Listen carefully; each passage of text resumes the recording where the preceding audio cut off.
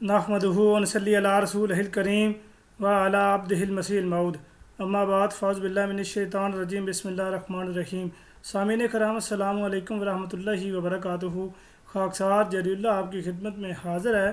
آج آپ کے سامنے میں خادم حسین رضوی صاحب کا جو کہ بریلوی یہ عالم ہیں،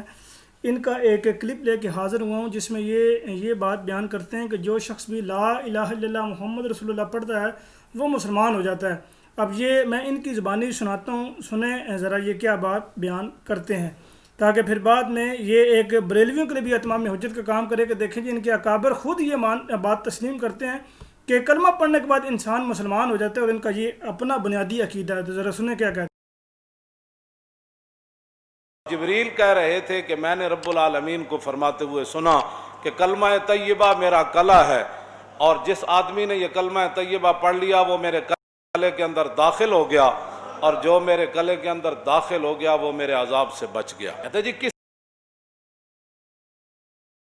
جی سامعین کرام، یہ آپ نے سن لیا ہے، خادم حسین رضوی صاحب نے صاف یہ بات بیان کی ہے کہ جو شخص بھی یعنی جبرائیل علیہ السلام نے یہ بات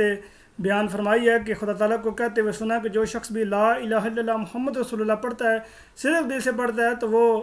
اسلام کے قلعے میں داخل ہو جاتا ہے، اور جو اس میں داخل ہو گیا وہ اللہ تعالیٰ کے عذاب سے بچ گیا۔ تو اللہ تعالیٰ کے فضل و کرم سے جماعت احمدیہ دل و جان سے کلمہ طیبہ پڑھتی ہے، اور اس پر ایمان ہم لاتے ہیں الحمدللہ اللہ تعالیٰ کے فضل و کرم سے کہ ہم اللہ تعالیٰ کی وحدانیت پر بھی ایمان لاتے ہیں، اور محمد مصطفیٰ صلی اللہ علیہ وسلم کی رسالت پر بھی ایمان لاتے ہیں، اور نبی کریم صلی اللہ علیہ وسلم کی ختم نبوت پر بھی ایمان لاتے ہیں۔ ہم نبی کریم صلی اللہ علیہ وسلم کو خاتم الانبیاء بھی مانتے ہیں، افضل الانبیاء بھی مانتے ہیں، امام الانبیاء بھی مانتے ہیں، سید الاحیاء بھی مانتے ہیں، اور تمام انبیاء کرام علیہ السلام سے افضل مانتے ہیں۔ اللہ تعالیٰ ہمارے مخالفین کو سمجھنے کی توفیق عطا فرمائے۔ وما علینا الا البلاغ المبین۔